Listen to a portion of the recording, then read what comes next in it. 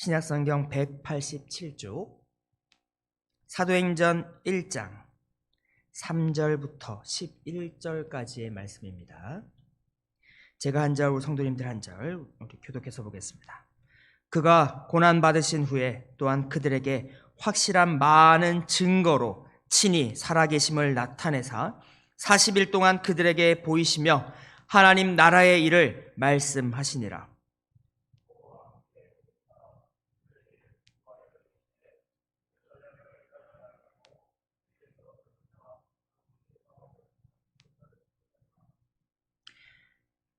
요한은 물로 세례를 베풀었으나 너희는 몇 날이 못되어 성령으로 세례를 받으리라 하셨느니라.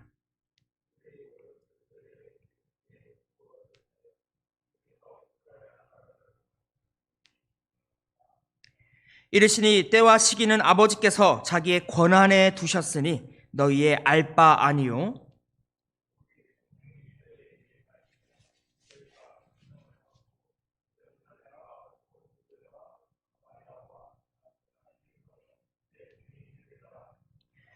이 말씀을 하시고 마치시고 그들이 보는데 올려져 가시니 구름이 그를 가리어 보이지 않게 하더라.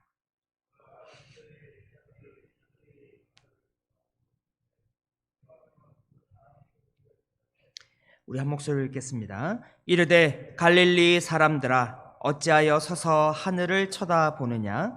너희 가운데서 하늘로 올려지신 이 예수는 하늘로 가심을 본 그대로 오시리라 하였느니라. 아멘. 아멘. 우리 아직도 이 예배당 안에 우리 바로 지난 주일 오후에 성탄 우리 축제를 함께 나누었던 그 열기가 아직도 좀 남아 있는 것 같습니다. 그 설렘과 그 기쁨과 그 감사. 여러분 이후에도 은혜로운 또 풍성한 성탄의 은혜를 만끽하셨기를 소망합니다. 오늘 말씀을 보니 6절에서 제자들이 우리 예수님께 이렇게 묻는 장면이 나옵니다. 그들이 모였을 때 예수께 여쭈어 이르되 주께서 이스라엘 나라를 회복하심이 이때니까 이렇게 물고 있습니다. 여러분 얼핏 들으면 정말 열심히 가득한 그런 질문인 것 같습니다. 주님, 이 이스라엘 하나님의 나라, 이 하나님의 백성을 회복시킬 그날 바로 이때입니까? 우리가 이제 준비가 되었습니다 라고 하는 것 같은 정말 열정이 가득해 보이는 그런 질문 같아 보인다라고 하는 것입니다. 그들의 열심과 열정이 어떻다는 것, 언제든 주를 위하여 이스라엘을 위하여 기꺼이 칼도 뽑아들 만한 열심이 물론 무너진 적도 있지만 그들에게 그러한 열심이 있음을 우리는 잘 알고 있다라고 하는 것입니다. 여러분에게도 이런 열심이 있습니까?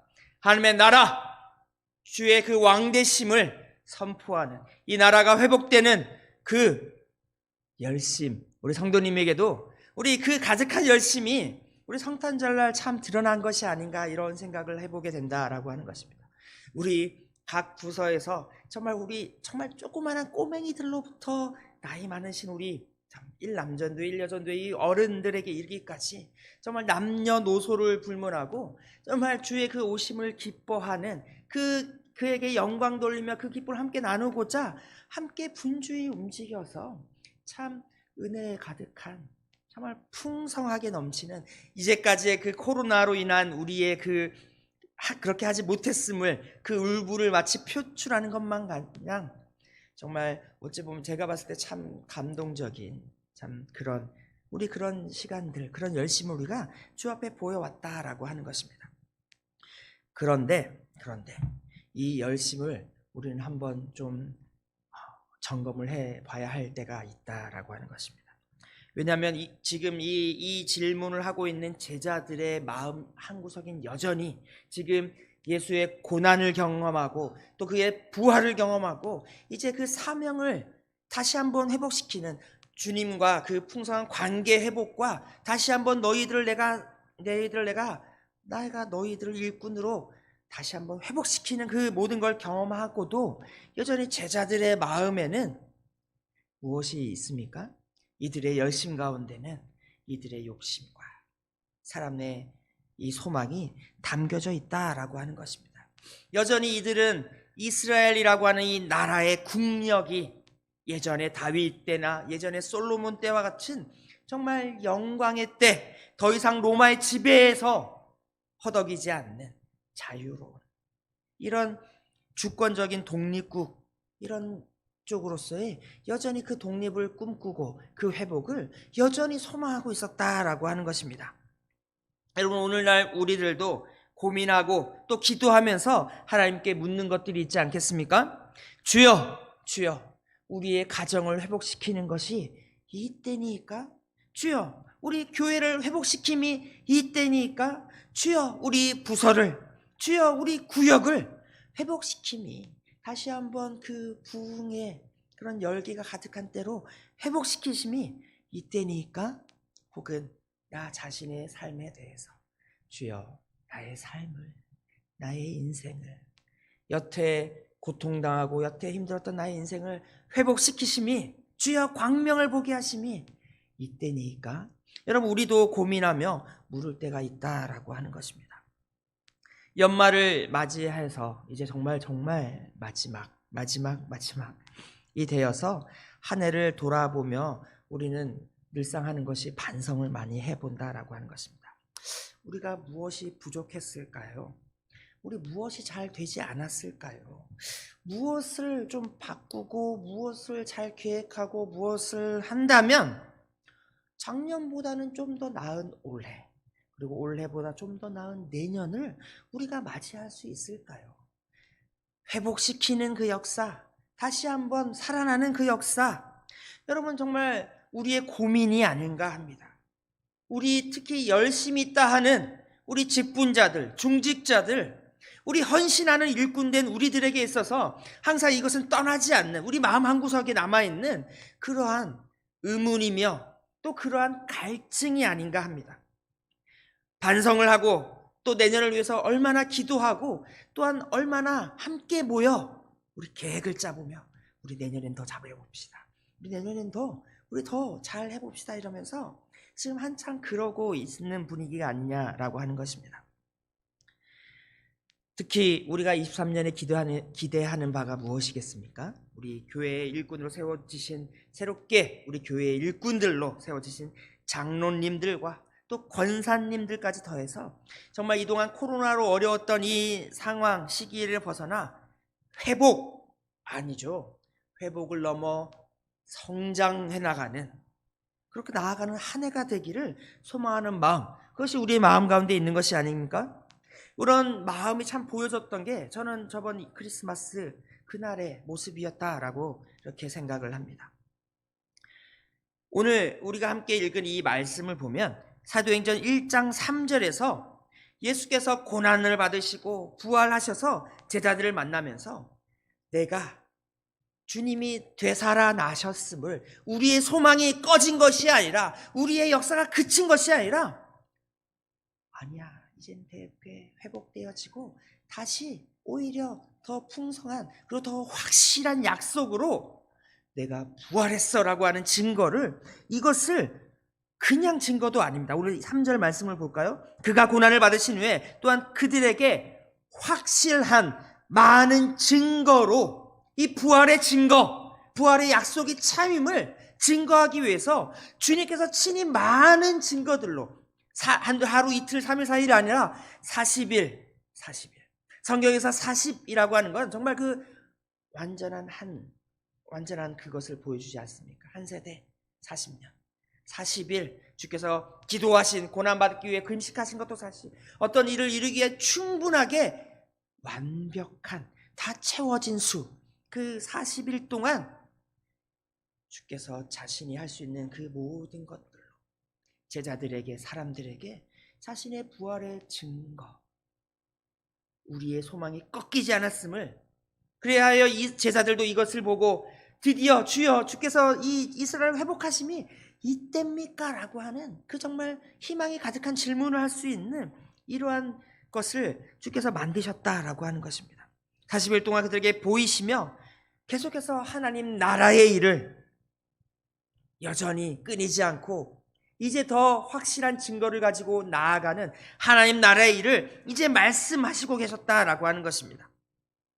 그리고 마지막으로 이제 주께서 하늘로 올라가시면서 제자들에게 분부의 말씀을 하고 계십니다. 4절 말씀을 함께 우리 한 목소리를 읽었으면 좋겠습니다. 4절입니다. 사도와 함께 모이사 그들에게 분부하여 이르시되 예루살렘을 떠나지 말고 내게서 들은 바 아버지께서 약속하신 것을 기다리라. 아멘. 4절의 말씀에서 우리는 이제까지 예수를 따랐던 무리들을 부르는 그 호칭이 달라졌다라는 것을 알 수 있습니다. 복음서에서 이들을 무엇이라 불렀습니까? 예수를 따르는 무리들 혹은 예수의 제자들이라고 칭하였다라는 것입니다. 근데 이제 이들을 지금 무엇이라 부르고 있습니까? 사도라고 부르고 있습니다. 신약 성경에서 사도라고 하는 이 말은 거의 대부분 누가와 바울에 의해서 쓰여졌는데, 특히 바울보다도 누가가 유독 이 사도라고 하는 말을 더 많이 썼다라고 하는 것입니다. 사도라고 하는 말의 이 원어의 의미는 원래 아포스텔로, 내가 보낸다라고 하는 의미를 가진 이 아포스텔로에서 나온 아포스텔로스라고 하는 단어, 이것을 사도라는 표현으로 사용하였습니다. 근데 재미있는 것은 고대 이 헬라 문화권에서 신이 보낸 자를 사도라고 하진 않았다라고 하는 것입니다. 흔히 신이 보낸 자라고 하는 표현으로 사용된 것은 우리가 잘 아는, 우리 구약의 유대인들도 써왔던 프로페테스, 선지자라고 번역된 그 단어나 아니면 천사라고 번역이 되는 앙겔로스, 뭐 이런 표현들을 주로 이 하나님이 우리 인간에게 보내신 주의 사자, 하나님의 사자, 뭐 이런 표현으로 이런 표현들 썼는데, 이전에 구약이나 유대인들에게 있어서 익숙하지 않은 새로운 표현으로 지금 이 단어 사도, 아포스텔로스다라고 이들을 지칭하고 있다라고 하는 것입니다.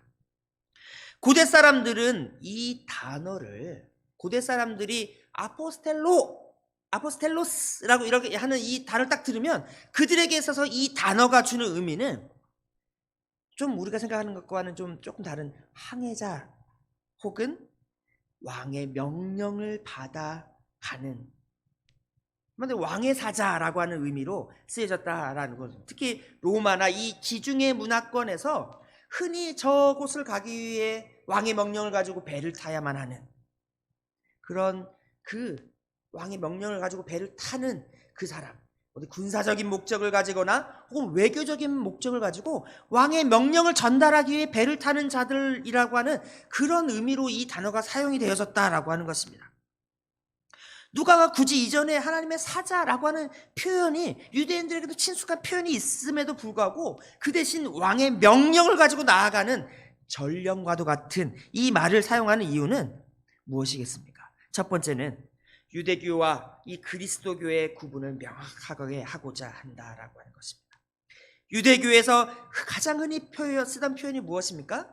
선지자, 프로페테스. 그러나 유대인들에게 익숙하지 않은, 유대인들은 아직 항해 문화나 이런 것이 익숙하지 않기 때문에 이 사도라고 하는 표현은 익숙하지 않기 때문에 오히려 그들과 유대교회에서 하나님이 보낸 사자라는 말과는 구분하기 위해서 이 표현을 썼다라고 하는 것입니다.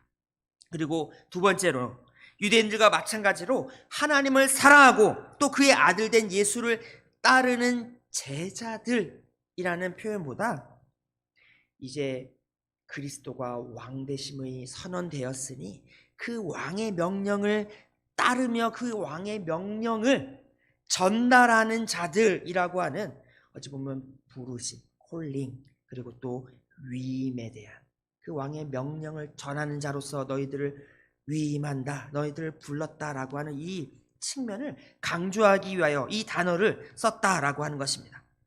이전에는 하나님, 신이라고 하는, 그냥 보통 우리가 지금 평범한 사람들의 입장에서는 도무지 좀 알기에 좀 어려운, 볼 수도 없는 이런 추상적인 초월적인 존재를 따르는 자들에서 이제는 우리 눈앞에 서 있어서 그의 모습을 볼 수 있으며 그의 손과 발의 못자국을 만져볼 수도 있는, 또 나에게 직접 친히 그 음성으로 우리가 충분히 알아들을 수 있는 우리의 말로서 우리에게 말씀하여 주시는 그 음성을 우리에게 들려줄 수 있는 왕이 이 땅에 오셨으니 이제 그 왕의 명령을 전하는 자들은 이전에 하나님의 사자와는 또 다른 좀 더 분명한 왕, 그리고 더 분명한 그 왕의 명령을 전하는 자들로서 사도라고 부름을 받게 되었다라고 하는 것입니다.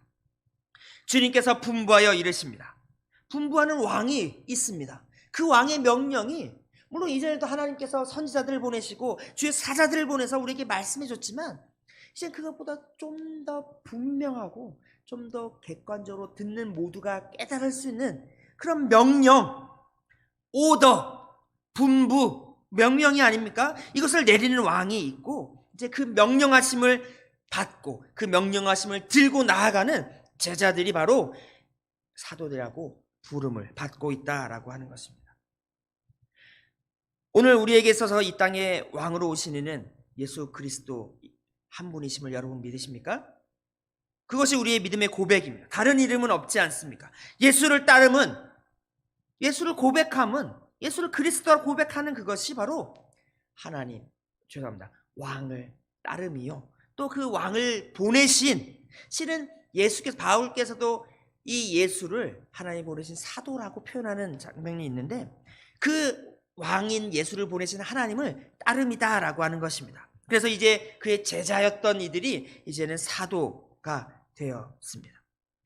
그저 어찌 좀 이렇게 말하면 어떨까 싶습니다. 예전에는 예수를 사랑하고 또 그를 존경하고 따르던 무리들에서 이제는 그의 분명한 명령을 가지고 그 명령을 전하기 위해 나아가는 자들, 그들이 바로 사도다라고 하는 것입니다. 그리고 이제 사도들을 앞에 두고 왕께서 명령을 하십니다. 뭐라고 명령하십니까? 4절에 사도와 함께 모이사 그들에게 그들에게 명령하여 이르시되 예루살렘을 떠나지 말고 내게서 들은 바 아버지께서 약속하신 것을 기다리라 라고 말씀하십니다. 오늘 왕이 명령하고 있습니다. 예루살렘을 떠나지 말고 아버지께서 약속하신 것을 기다려라. 성령을 기다려라. 그 주의 영, 그리스도의 영을 기다려라 라고 하는 말씀, 그 명령을 오늘 사도에게 하고 있다라는 것입니다. 여러분, 아까 우리가 앞서서 그 사도의 이 의미에 대해서 나누었지만 사도란 왕의 명령을 받고 그 명령을 전하는 자입니다. 그 명령을 행하는 자입니다. 사도가, 그렇다면 그 사도가 움직이기 전에 먼저 이루어져야 할 그것이 바로 이것입니다. 바로 오늘 우리가 함께 읽은 사도행전 1장 4절의 그 말씀, 너희는 기다려라. 예루살렘을 떠나지 말고 기다려라. 그 성령이 무엇이든 간에 좀 어려운 것이라고 생각할 수도 있지만 여러분, 분명한 것은 무엇입니까? 그 성령이 말하는 것은 곧 이 왕 대신 예수께서 말하는 것과 다르다 아니다? 다르지 않다라는 것입니다. 예수의 영, 그리스도의 영이 아닙니까? 성령께서 하시는 것은 우리 그 말씀을 받은 사도들, 그 말씀을 들고 나가는 사도들과 함께 있어서 마가복음 16장에서 이것을 제자들이 경험한 적이 있습니다. 마가복음 16장 말씀에 제자들이 괄호 열고 예수의 말씀을 명령을 받고 괄호 닫고 두루 나가서 전파할세 주께서 함께 역사하사. 주님은 분명 계시면서 너희들 가라 하고 둘씩 찢어서 흩어보내지 않았습니까? 그런데 뭐라고 하십니까? 주께서 함께 역사하사, 성령께서 함께 역사하사.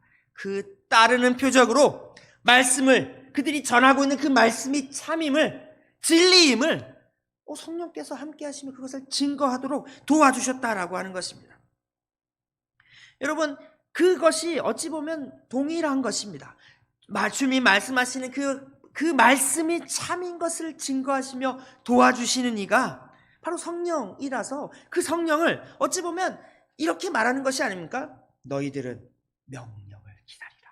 주의 그 명령, 주께서 너희들에게 어찌 보면 다를 수 있다라고 하는 것입니다. 우리 최 집사님에게 주시는 명령이 다를 수 있고, 우리 또 권사님에게 주시는 명령이 다를 수도 있고, 우리 목사님께도 또 목사님께 맞는 그 명령을 주실 수 있지만, 결국 성령께서 그 명령을 먼저 사도된 자들이 기다려야 할 것은 바로 우리에게 주어지는 그 명령이다라고 할 수 있다라는 것입니다. 여러분, 제자들이, 이젠 사도들이 그 명령을 받고 나아갈 때 주께서 함께 하셨다라고 하지 않습니까? 예수는 한 분이시나 이제 그의 영은, 우리 사도행전 이제 또 함께 나누어 보겠지만, 제자의 수가 아무리 많고 사도의 수가 아무리 많아도 그들과 세상 끝날까지 함께 하실 수 있다라고 하는 것입니다. 주께서 함께 역사하셔서 사도들이 전하는 말씀이 참임을 증거하시는 그 역사가 일어난다라고 하는 것입니다. 또한 성령의 역사는 여러분 하나 되게 하는 역사인 줄로 믿습니다. 에베소서 4장 3절 말씀에 평안에 매는 줄로서 성령이 하나 되게 하신 것을 힘써 지키라라고 하는 것입니다. 성령이 하나 되게 하시는 것, 그것은 하나님의 우리 왕 되신 주님의 말씀일 수도 있고, 또 이 땅에서 왕 그분 자체로 존재하는, 주의 몸으로 존재하는 바로 이 교회가 될 수도 있지만, 어찌되었던 성령이 역사하시는 것은 무엇이라고 말씀하시는 것입니까? 아무리 우리에게 서로 각자에게 그런 명령들을 주셨지만 결국 그 명령이 하나님 안에서 서로 걸리는 것이 아니라는 것입니다.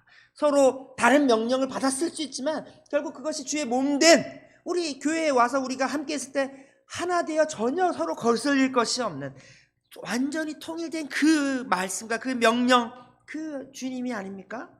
성령이 하나 되신 것을 말하면서 2절에서는 이런 이야기를 합니다. 겸손히 서로 용납하여. 겸손히 서로 용납함이 필요하다라고 하는 것입니다. 실은 제가 얼마 전에 한 우리 이 교회 일꾼된 분의 마음을 상하게 한 일이 뭐 그거 하나만인 건 아닙니다만 한 번 좀 크게 그런 적이 있었습니다. 그랬더니 나중에 이제 들어보니 그분이 너무 억울해서 밤에 잠을 못 잤다라고 하는 말이 들려오는 것입니다. 얼마나 죄송하던지, 얼마나 미안하던지 정말 찾아가서 제 마음 아시죠?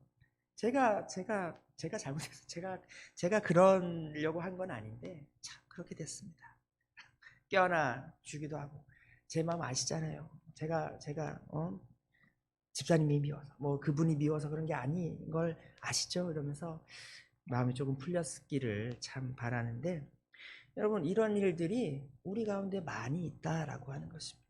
여러분 그분만 그러겠습니까?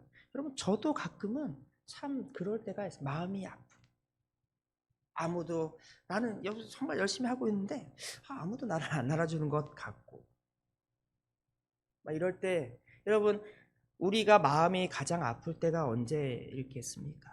나의 열심, 나의 헌신, 주여 주의 나라 이스라엘을 회복하면 이때입니까? 제가 언제든 그것을 위해 제가 일하겠습니다 하고 열심을 가지고 나아가는 우리의 열심을 다른 사람이 오해할 때, 다른 사람이 이해해주지 않을 때, 또 알아주지 않을 때, 그때 겪는 그 분노란, 그때 겪는 그 마음 상함이란, 정말 그 어떤 분처럼 밤에 억울해서 잠을 자지 못하는, 여러분 그런 것들이 우리 안에 충분히 있을 수도 있고 또 충분히 있어 왔다라고 하는 것입니다. 여러분 우리는 어찌해야 됩니까? 이곳에 지금 함께 계신 우리 성도님들 누구 하나 빠짐없이 교회를 사랑하는 성도님들이신 줄로 믿습니다. 교회를 사랑하며 주님을 사랑하며 우리 정말 하나님의 나라를 위해 열심을 가지신 분들이라고 저는 믿습니다. 우리가 함께 모여 있는 이곳에서도 우리가 분명히 기억해야 될 것 무엇이겠습니까? 나의 열심, 그것보다 먼저 무엇을 기다려야 합니까? 주님의 명령을 기다려야 하는 것입니다.